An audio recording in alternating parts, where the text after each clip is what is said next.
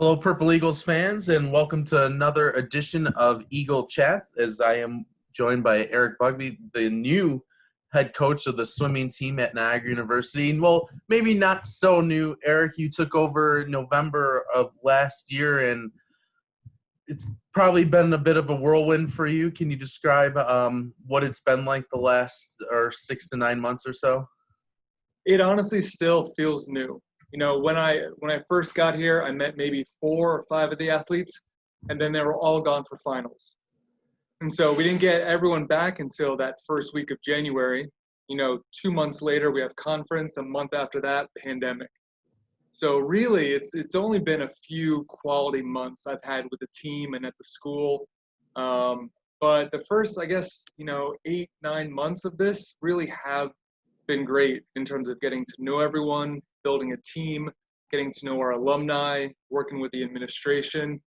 So it's been tough, but it's really been rewarding, and I feel like the student athletes have felt that as well. Before being an associate head coach here at Niagara, you were at Lehigh. Can you talk about some of the experiences from there and what you learned that you're looking to apply in the position here at NU? Sure. Well, quite honestly, I've been at a lot of programs, and every place I've been, I picked up a little bit more and more. I originally started at Arizona State, where I got a really good glimpse of high-level swimming. We had some All-Americans, flyers, backstrokers, worked with some really top-end sprinters, and then went to Army, and that's a whole nother beast altogether. So you get to work with the academic component along with the athletic component and the military all at the same time. And that was my first kind of real, true position as an associate head coach before I got this head coaching job. Then I moved on to Denver. We got to experience international recruiting, especially on the Canadian side, which has been a huge help here since we're so close to the border. And then Lehigh, it was a chance for me to go back home. So that head coach was my club coach growing up. So I've known him my entire life. And then you go from being someone who's 13, 14, scared of the guy, to now working with him side by side. It was a whole different experience. But there I got to learn a little bit more of the administration side of things, fundraising, alumni outreach. And so each place I've been at, I've kind of picked the best from each to develop, into this head coach that I wanted to be here at NU. Now that you've seen all those different programs and have been to them, what about Niagara sticks out to you and makes it a special place to be and coach at? It was the team, hands down. On my interview, they are what sold me on the job. They were a group that came together. They were all early for their group interview session, and they wanted more. They wanted harder training, more specificity, more individualized programs. They wanted someone who was excited about swimming, because you can see that they were ready for it. And that's really what brought me in. And so when you look at it that way, it's easy to coach. It's easy for them to buy in. And at the same time, you can then turn that onto recruiting, and you can almost spread that. It's infectious in a very good way. And so we were able to build this past year, and now with 2021s. Now, on the other side of things, personally, I love the area. I'm a big guy, or I'm into the outdoors, so I have my skiing nearby, I have my hiking, I have my open water swimming, obviously. But then you have the cities. So being able to go out to see sporting events, to try new foods, restaurants down in Buffalo or Toronto, all those were appealing as well. And then if you look at the school as a whole and what we're trying to do, there are a lot of niche programs that can be attractive to a lot of prospective student athletes. So from education to nursing to sports management, I feel like they all embody the Vincentian values of the university of giving back in a way post-graduation. And so you have a lot of student athletes that want that, and prospects that crave that. Mm-hmm. So we have a little bit of best of both worlds. Yeah, and you had mentioned the team in there and what made them easy to coach, and that they were eager to get going, and that certainly paid off in the MAC championships last season, where Niagara saw some success that it hadn't seen in a while, being top 10 finishes. Can you talk about the work that went into that performance at the MAC Championships last season? Yeah, it was a different type of training than they were used to. A little bit more power, speed, IM, and stroke based. And so when you transition into that type of training, it's easy to break the body down. So we had to do it in pieces and in phases to honestly break them down, then build them back up, and then rest them enough to perform well at conference. And it was almost a guessing game in a lot of ways because I'm new to them and they're new to me, and it had to be an adjustment on both fronts. But I think they responded well to the excitement, the dynamic parts of practice, that swimming can still be fun, that diving can still be fun, that's not a job. And that way they can get through the hard days, knowing that what we do in the pool is really meant to make them better. And we communicate that. It's not just swimming or diving for the sake of doing a sport, honestly. And all that hard work really paid off. We already talked about the results at the MAC tournament, but you had CSC AA All-American, Scholar All-American athletes come from the swimming and diving team. Can you talk about the effort and work away from the pool that those students have to put in order to achieve a goal like that? Yeah, we work closely with Stephanie and Ashley, our academic coaches. So we monitor their progress in and out of the pool. Ashley and Stephanie have been great communicating with myself, with Morgan, our assistant coach, and communicating with professors. And when we do our team policy, the first couple points on there are about academics, are about respect and inclusion. We really don't talk about swimming or attendance until later on in team policy. So that's why we always try to stress the student part first and student athlete. Especially, now with mandatory study hall, them being organized and me telling everyone to treat your academics like you're swimming. You do a little bit every day to make yourself better.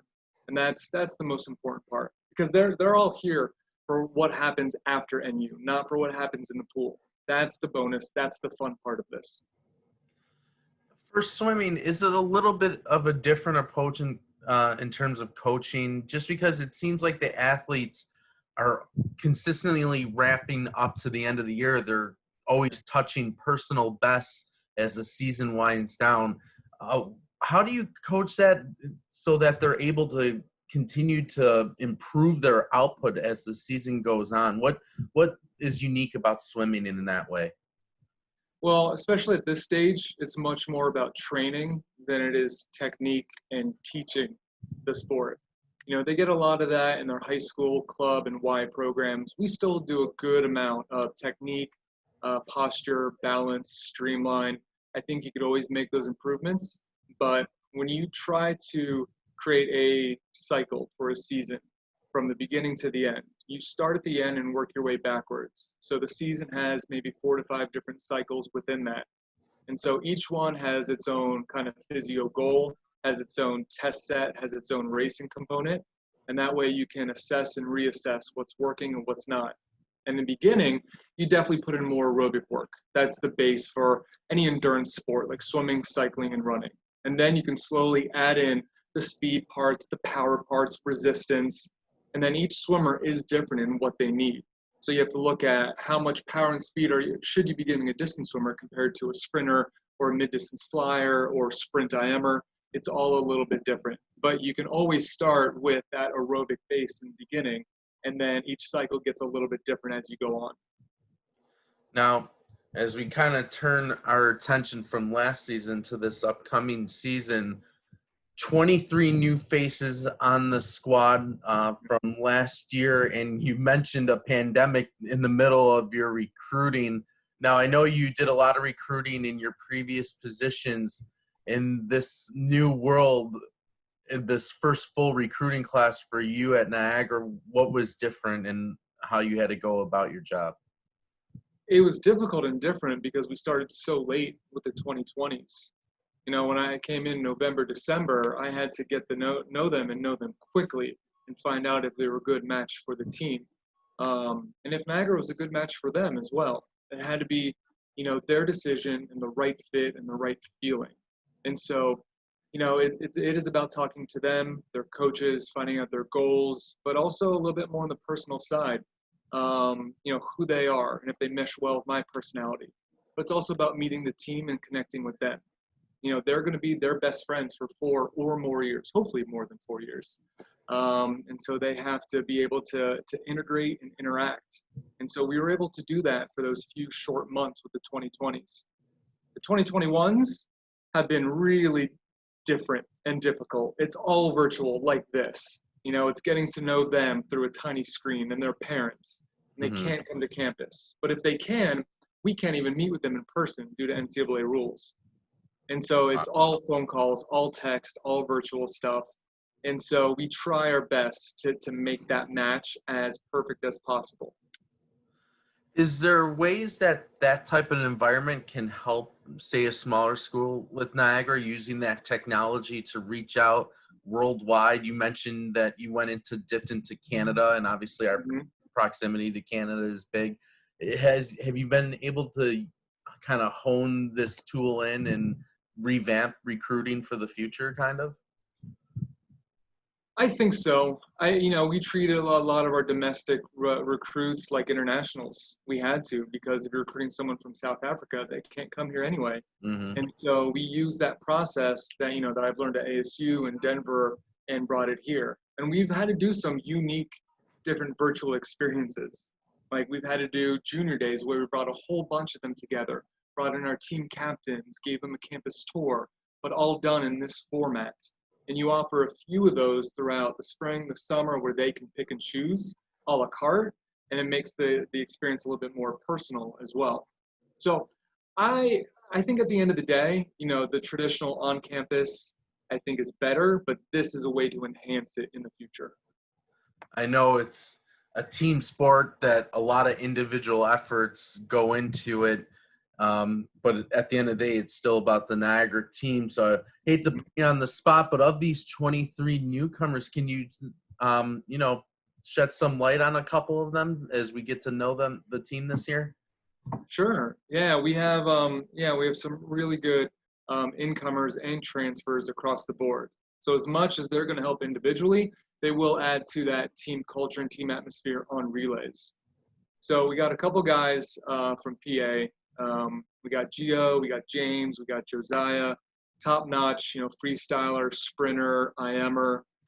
We have a couple far away out of states. Amanda from Florida, Milana's from Canada, transfer from New Mexico State. They're going to add big points in our freestyle and breaststroke events. You have Kayla from Ohio, Sasha from Maryland, Sydney from Maryland. I literally can go on and on about all of them. Kevin from Oregon, a transfer from Tampa. So we really have our bases covered on who's coming in and who's going to deliver at the end of the year. I think the best part is that they're pushing the returners. Everyone's coming back and realizing that this team took a big step. And then their response is the returners are now pushing the freshmen and now leading by example. And so it has raised the level of our training in a short 2-week span. Now, when you're discussing this with the new team and they're hungry to continue for continued success, now there's a lot of new rules in place on how you can train in terms of practices for the team. Can you take us through some of the protocols that have been put in place to try to get the swim season in safely? Yeah, it's been strict, safe, and slow progress so far. We do the classic temperature checks, symptom checks. We make sure that everyone is 6 to 10 feet apart. They all have their own separate boxes where they place their stuff. That's 8 feet apart on the pool deck. We have 2 per lane starting opposite ends. It's one-way walking on the pool. They have to come in with their suits on, leave with their suits on, have water bottles already completely full. They have mask on the entire time. From right when they're about to jump in, throw the mask off, hop out of the water, dry their face off, put the mask back on, leave through separate doors, and there's a buffer period between the practices. So it allows the one group to leave. Morgan and I have the opportunity then to kind of wipe and clean down everything, and then the next group comes in. And so we've been at that now, like I said, for 2 weeks. and slowly increasing the amount of time that we're in the water. And soon we're going to be adding weights to it, hopefully doubles, but the same protocols are going to be in place just to keep the spacing and everyone safe. In terms of timing in the next month, the few months, how will schedules and practices change then, or will this be throughout the season, do you feel? No, it's going to change. We're going to ramp up. Yeah, as things continue to go well and the team is smart about what they're doing in and out of the pool, we can add in morning practices, so doubles. We can add in then Saturday practices. We can add in the lifting sessions. Our distance group will get an extra swim in on Friday mornings. So we can go from 4 hours to 6 to 8 to 10. It'll take time to get back to normal, but I'm okay with that if we do it the right way. We can easily build your base in that small amount of time. And then as we get more time, fill in those gaps with that specificity that's needed towards the end of the season. Now, we might be a little biased, the two of us, but when I look at a Niagara student athlete, I feel like they're the type of person that comes in and takes their academics seriously, their athletics seriously, which means they're taking these protocols seriously. Are you seeing a lot of adherence from the team in terms of making sure they're maintaining that physical distance, wearing their masks, and taking the steps to get their season in? Because I know it means a lot to them. Yeah, and same thing with myself and Morgan. We have to be strict, and the team is being strict as well. They know that if these are not followed, the program can be shut down for 2 weeks, if not the entire season. And you see that in swim programs across the country. You know, I think today there was an article about BC swimming being shut down for 2 weeks. And they know that if they want to have a season, if they want to stay in that water, they're going to do the little things that might seem annoying at the time, but make sense and that protect themselves, but also protects others and other students here at NU. So that's the important part. They want this to happen. Now, you had mentioned Morgan in your response. Morgan Bullock is the first Mm-hmm. time full-time associate head coach as part of the program. And I'm guessing with your practices broken down into phases, there's a lot of long days. Can you tell how the addition of Morgan as a full-time staffer has really helped you out and in turn helped the team out? I think she's been great so far. She was a fantastic swimmer at West Virginia. Her background is in physiology and coaching. This is what she wants to do. So it has been a much needed upgrade to the program. You know, she's already come in and she can be a mentor for our team. She's helped out immediately in recruiting. And of course, on the pool deck with coaching. You know, having 4 eyes instead of 2 makes a big difference because I can't see everyone if we have 50 athletes, even if we only have 12 in the pool at a time. So having her there, her experience, it'll help them. It also helped me having a different, I guess, philosophy or mindset, maybe a way I haven't approached or thought about something before. So it's definitely a symbiotic relationship in that regard. In terms of coaching when the meet is happening, Mm-hmm. is most of that set up beforehand between the two of you, or are there adjustments that occur throughout the meet? Because I'm not sure a lot of our viewers would know exactly kind of a game day responsibilities of a swim coach. So yeah, a lot of planning goes in beforehand in setting a lineup. So just scouting another team, finding out who their best swimmers are, where they would match up with ours, and what, I guess, be the best place to put some of our more versatile athletes. At the end of the day, if you have a complete squad, you can put them into their main events and be set. Now we have a few swimmers, a lot of IMers are like this and sprinters that you can move around based on how the meet is going. You can have someone who's just having an outstanding day and you need them in a 100 fly or 200 IM towards the end of the meet. If that's what it's going to come down to, you pull them out, put them in, and you can switch things around. But for the most part, you know how dual meets are going to go based on times. I think swimming is both it's easy in that sense, but also frustrating too at times. And I think the fun part are those relays. Because at the end of the meet, it could come down to a 400 free relay, and you have to put not only the fastest, but the freshest and healthiest, and those that actually get up and perform on relays that can kind of get the adrenaline going and love that racing atmosphere. So there is some mobility in what we do. And when you look To start to build the program, you already have 23 newcomers and the existing racers. If you could shed some light for us that maybe don't get to see this too often, how do you go about building a team? Are you looking for, okay, I need 5 freestylists, 4 breaststroke, 3 backstroke, or is it all around talent? Can you kind of share with us how you look to build a swim and dive team? Yeah, I personally look for IMers and sprinters. IMers have the most diversity. Sprinters win championships by being on relays. Now, you want a complete team that can fill every event, that can score in multiple events at the end of the year. But I'm not going to say no to someone who can come in and score in an 8 final.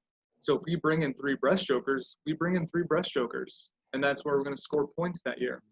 Would I like a diverse team in terms of events? Sure. But, it all comes down to who can score in what events and who scores the most compared to, the top teams in our conference. Well, Coach, I certainly appreciate your time in joining us for this chat today. I know you have a very busy schedule and hectic few months ahead of you, and we thank you for taking time out of your day to speak to us. Any last messages for the Purple Eagle fans out there? No, this has been great. It's my pleasure. And I would love to talk about our team and swimming and recruiting at any time.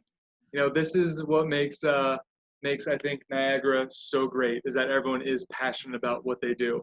So hopefully we'll have some meets where we can invite some people to come watch and come support us. But if not, we're gonna press forward. We're gonna practice. We're gonna keep everyone safe. Sounds good. I look forward to chatting with you in the future. Again, that is the new swimming and diving head coach of the Niagara University Purple Eagles, Eric Bugby. Thank you again for your time. Absolutely. Have a good day. Thank you. You too.